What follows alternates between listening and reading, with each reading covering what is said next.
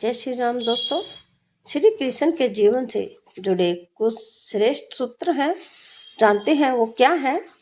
जन्म से लेकर देह त्याग तक भगवान कृष्ण के जीवन की लगभग हर घटना में कोई एक सूत्र है।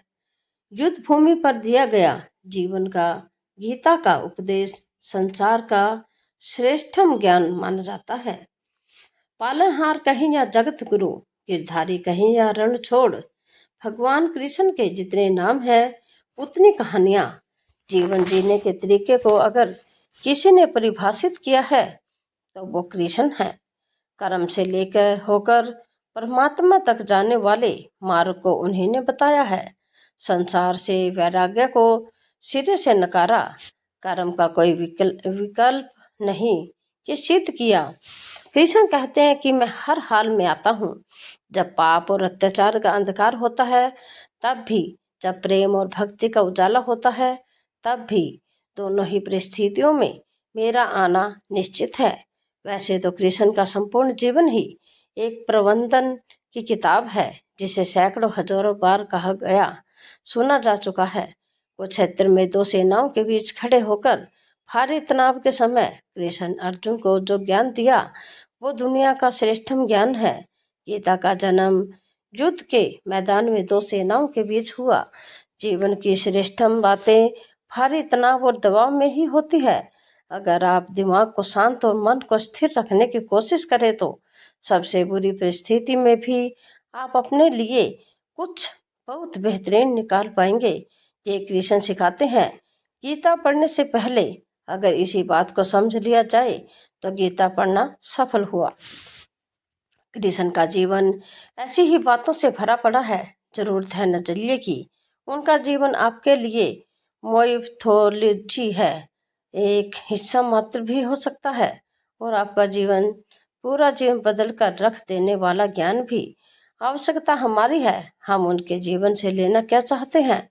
कृष्ण मात्र कथाओं में पढ़ा या सुना जाने वाला पात्र नहीं है, वो चरित्र और व्यवहार में उतारे जाने वाले देवता हैं। कृष्ण से सीखे कैसे जीवन को श्रेष्ठ बनाया जाए। 10 बातें हैं जो अगर व्यवहार में उतार ली तो सफलता निश्चित होती है। शुरू से अंत तक जीवन संघर्ष ही है। कारागृह में जन्मे कृष्ण पैदा होते ही रात में यमुना पार कर गोकुल ले जाया। तीसरे दिन पूतना मारने आ गई। यहाँ से शुरू हुआ संघर्ष देह त्यागने से पहले द्वारका डुबोने तक रहा। कृष्ण का जीवन कहता है, आप कोई भी हो, संसार में आए हैं तो संघर्ष हमेशा रहेगा। मानव जीवन में आकर परमात्मा भी सांसारिक चुनौतियों से बच नहीं पा सकता। कृष्ण ने कभी किसी बात की शिकायत नहीं की, हर परिस्थिति को जिया और जीता। कृष्ण कहते हैं, परिस्थितियों से भागो मत, उसके सामने डट कर खड़े हो जाओ, क्योंकि कर्म करना ही मानव जीवन का पहला कर्तव्य है। हम कर्मों से ही परेशानियों से जीत सकते हैं। नंबर 2, स्वस्थ शरीर से ही विजय है। कृष्ण का बचपन माखन मिश्री खाते हुए गुजरा। आप भी भोग लगाते हैं हम, लेकिन ये संकेत कुछ और है। आहार अच्छा हो, शुद्ध हो, बल देने वाला हो। बचपन में शरीर को अच्छा आहार मिलेगा तो ही इंसान युवा होकर वीर बनेगा। शरीर को स्वस्थ रखना है तो बचपन से ध्यान देने की जरूरत है। ये माता पिता के दौर के गुजर रहे युवाओं के लिए बड़ा मैसेज है।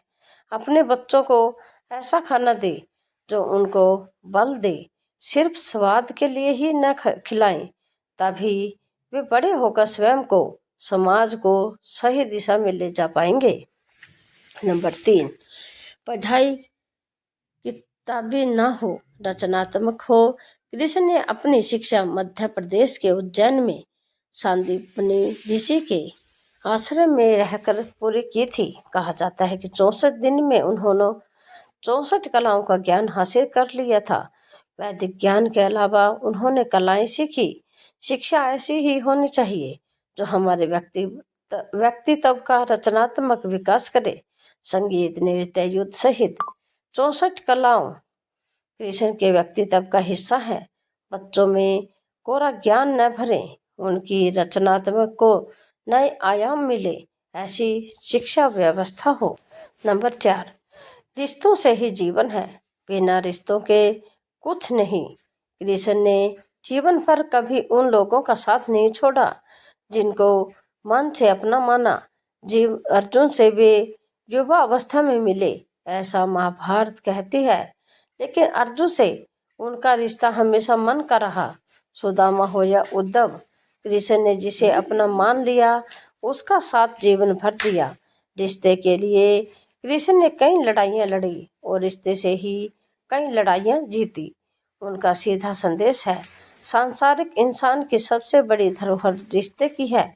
अगर किसी के पास रिश्तों का धाती है नहीं है तो वे इंसान संसार के लिए गैर जरूरी है। इसलिए अपने रिश्तों को दिल से जिए, दिमाग से नहीं। नंबर 5, नारी का सम्मान समाज के लिए जरूरी। राक्षस नरकासुर का आतंक था। करीब 16,100 महिलाओं को उसने अपने महल में कैद किया था। महिलाओं से बलात्कार में उसे सुख मिलता था। कृष्ण ने उसे मारा, सभी महिलाओं को मुक्त कराया, लेकिन सामाजिक कुरीतियां तब भी थी। उन महिलाओं को अपनाने वाला कोई नहीं था। खुद उनके घर वालों ने उन्हें दूषित मानकर त्याग दिया। ऐसे में कृष्ण आगे आए, तभी 16,100 महिलाओं को अपनी पत्नी का दर्जा दिया। समाज में उन्हें सम्मान के साथ रहने के लिए स्थान दिलाया। कृष्ण ने हमेशा नारी को शक्ति बताया, उसके सम्मान के लिए तत्पर रहे। पूरी महाभारत नारी के सम्मान के लिए ही लड़ी गई। सो आप कृष्ण भक्त हैं तो अपने आसपास की महिलाओं का पूरा सम्मान करें। कृष्ण की कृपा पाने का ये सरलतम मार्ग है। नंबर 6, आपके मतभेद अगली पीढ़ी के लिए बाधा न बने। कम ही लोग जानते हैं कि जिस दुर्योधन के खिलाफ कृष्ण ने आजीवन पांडवों का साथ दिया, उसकी मौत का कारण भी कृष्ण की कूटनीति बनी। वही दुर्योधन रिश्ते में कृष्ण का संबंधी भी था।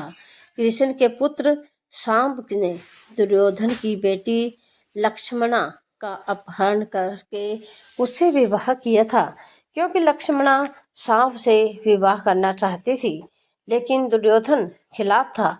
सांब को कौरवों ने बंदी भी बनाया था।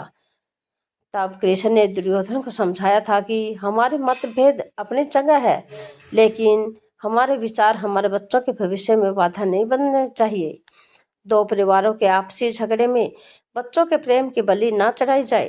कृष्ण ने लक्ष्मणा को पूरे सम्मान के साथ अपने यहाँ रखा।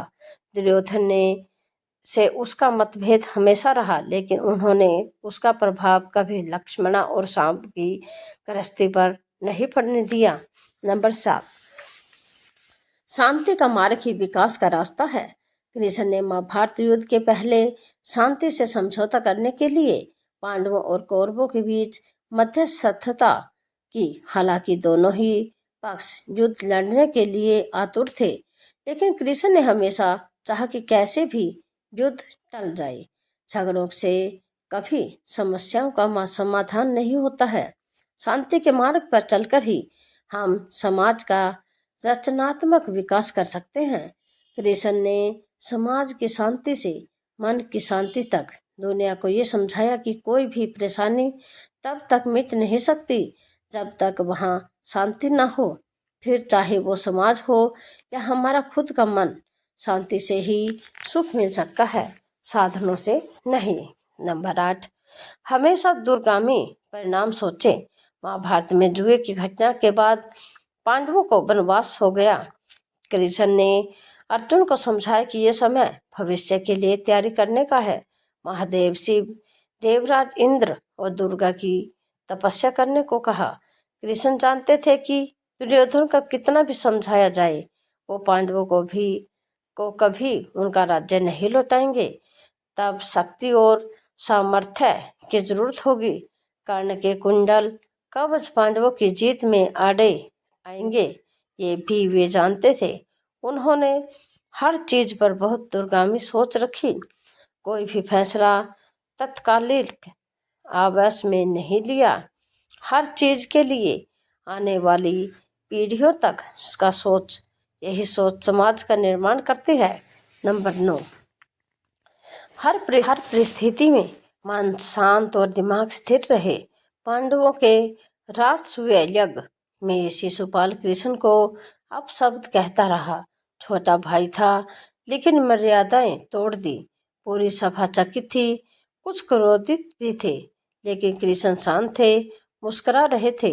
शांति दूत बनकर गए तो दुर्योधन ने अपमान किया। कृष्ण शांत रहे।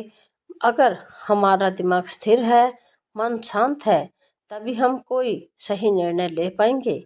आवेश में हमेशा हादसे होते हैं। ये कृष्ण सिखाते हैं विपरीत परिस्थितियों में भी कभी विचलित नहीं होने का गुण कृष्ण से बेहतर कोई नहीं जानता। नंबर 10, लीडर बने, शेर लेने की होड़ से बचें। कृष्ण ने दुनिया भर के राजाओं को जीता था। जहां ऐसे राजाओं का राज था जो भ्रष्ट थे, जैसे जरासंध, लेकिन कभी किसी राजा का सिंहासन नहीं छीना। कृष्ण के पूरे जीवन में कभी ऐसा नहीं हुआ कि उन्होंने किसी राजा को मारकर उसका शासन खुद लिया हो। जरासंध को मारकर उसके बेटे को राजा बनाया जो चरित्र का अच्छा था। सभी जगह ऐसे लोगों को बैठाया जो धर्म को जानते थे। कभी किंग नहीं बने, हमेशा राजा की भूमिका में रहे। महाभारत युद्ध में भी खुद हथियार नहीं उठाया, पूरा युद्ध कूटनीति से लड़ा। पांडवों को सलाह देते रहे, लेकिन जीतना का श्रेय भीम और अर्जुन को दिया।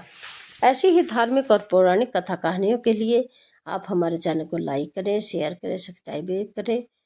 धन्यवाद।